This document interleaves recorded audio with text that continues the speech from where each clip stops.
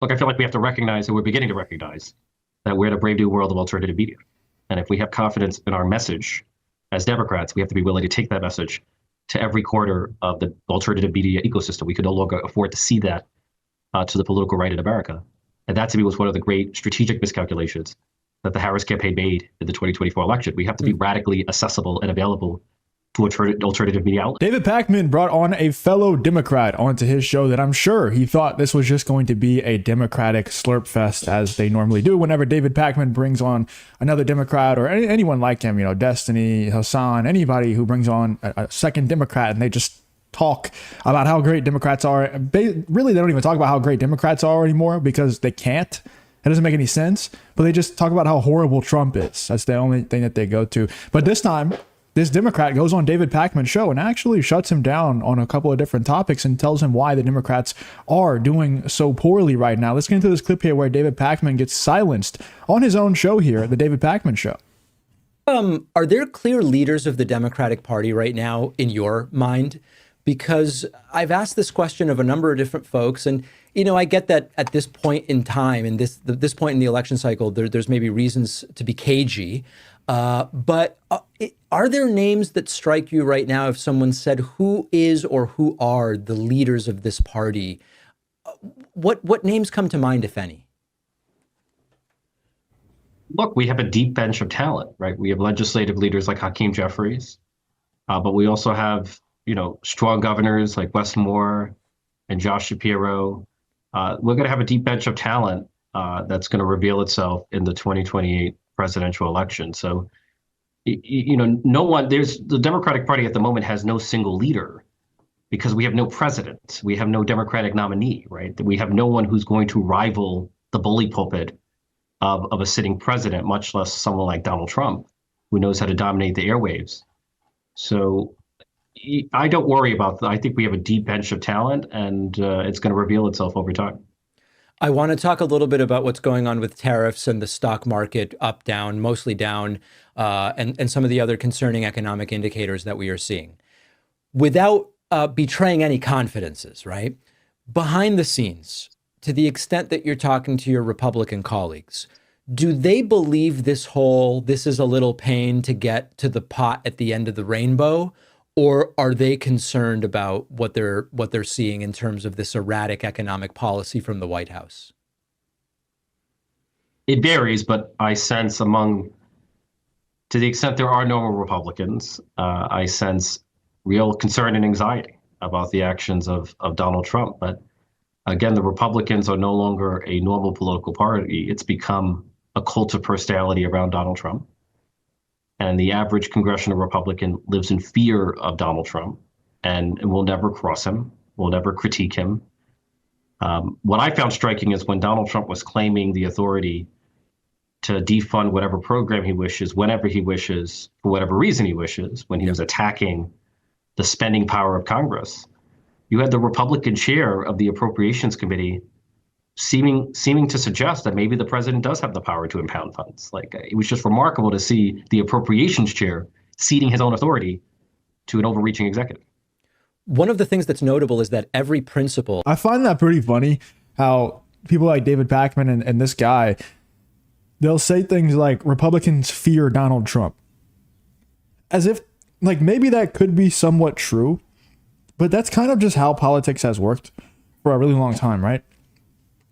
And it's definitely still how politics works for the left, for the Democrats. I mean, think about what's happened in the last few elections.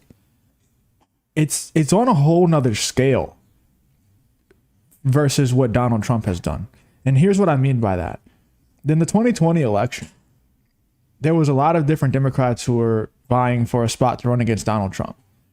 All of a sudden, everybody got a call. Everybody dropped out of the race on the same day. It's like they all got a call overnight, and they all endorsed Joe Biden. At the same time, somebody is controlling the left wing behind the scenes. They're scared of someone.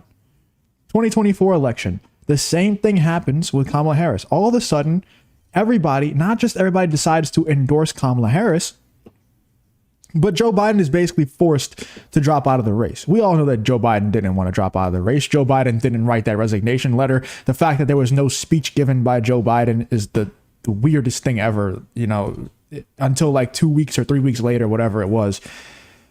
Somebody's obviously controlling the left wing, just like somebody's controlling the right wing. Right now, Donald Trump has the most influence on the right wing in the Republican Party. So yeah, I don't know if people necessarily fear him like they're scared, but it's stupid. If you want to gain influence, it's stupid to cross the person with the most influence in your party. That'd be really, really stupid of you. Career suicide. And there's also the same thing happening on the left at a larger scale. But it's just a shadow figure. We don't know the name of who it is that's controlling it. If it's just one person, we don't even know. That this Republican Party has claimed to hold holy over the last 10, 15, 20 years, that I've been sort of following American politics.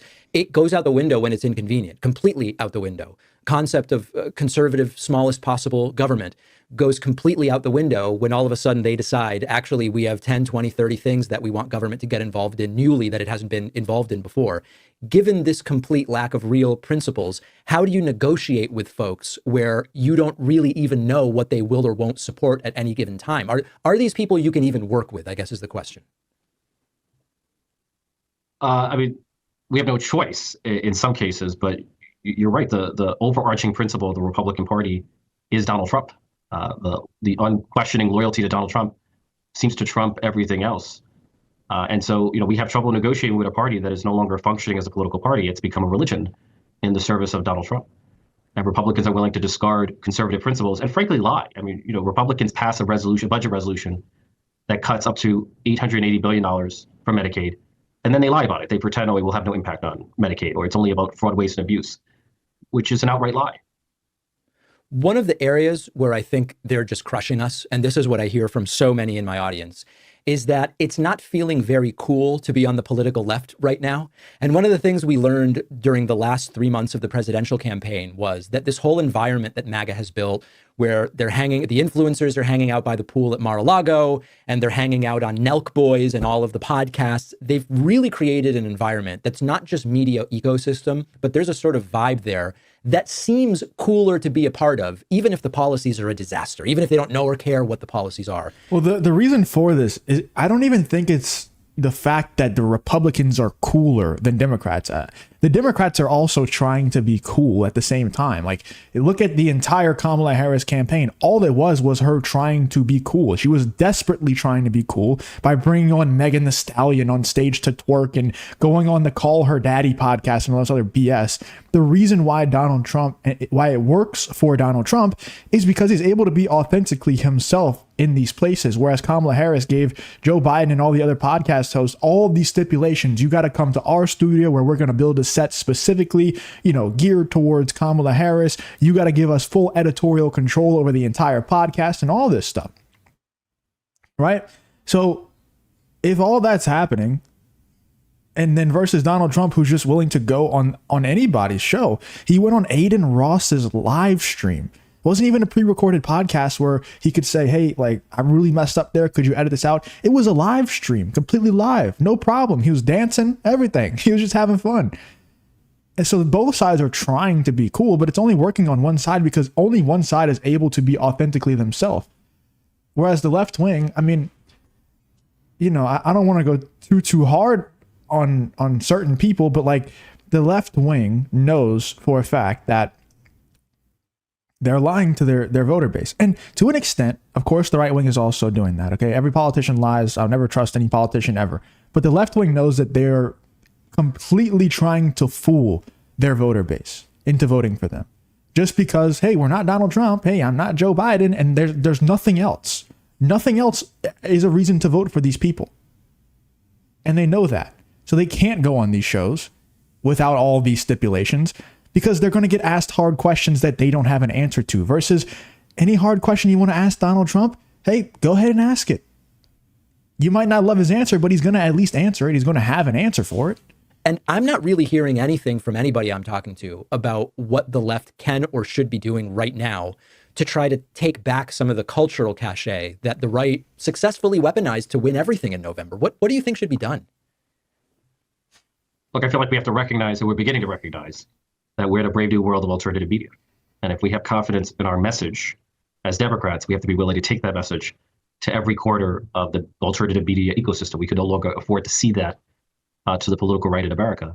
And that to me was one of the great strategic miscalculations that the Harris campaign made in the 2024 election. We have to be radically accessible and available to alternative media outlets.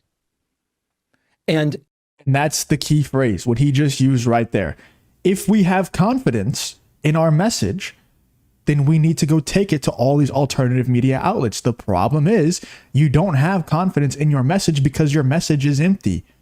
Every single candidate. I mean, look at the last two people who have run for president, who have won. I mean, we can't even really say they won the Democrat nominee because they were basically just handed it to them. You know, there was no primary or anything for Kamala Harris. But if you look at Joe Biden, empty vessel of a human being, brain doesn't even function anymore. McDonald's wouldn't hire him to run a cash register. We all know this. They voted him in. Okay. That guy didn't obviously have any policy positions that anybody cared about. He didn't have confidence in his message because he didn't remember what his message was from yesterday. Okay. He's not, I don't mean to make fun of the guy. I don't like making fun of people who are old and aging. It's sad, but it's the truth.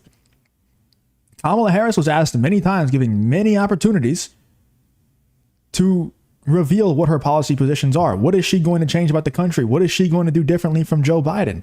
Every single time she had no answer. Her only answer was, well, I'm not Joe Biden. Ha ha ha. Like that's not going to win any voters for you.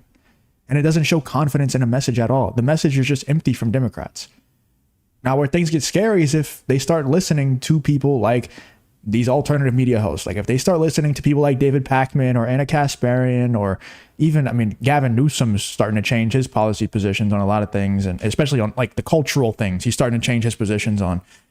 That's where it gets scary, because I think they're going to appeal to the masses a whole lot more than Republicans will if they start to, go the populist route. Anyway, let me know in the comments what you guys think about David Pakman getting told the truth about Democrats right here from this Democrat live on his own show, The David Pakman Show. Let me know in the comments what you guys think about this whole David Pakman versus this guest situation.